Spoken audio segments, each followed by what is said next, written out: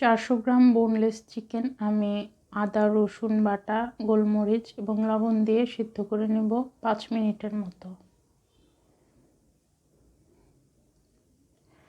যেহেতু এইটা আরও আমি 2বার রান্না করব সেহেতু আমি বেশি সিদ্ধ করব না। সিদ্ধ চিকেনের রস ছাড়িয়ে নিয়ে আমি আবার এটা ফ্রাইং প্যানে পেঁয়াজ কাঁচামরিচ কুচি বাটা মশলা এবং গরম মশলা এবং সিদ্ধ আলু দিয়ে খুব সুন্দর মতো ভেজে নিচ্ছি। পুরটা রেডি হয়ে গেলে আমি আবার রুটি বানিয়ে নেব।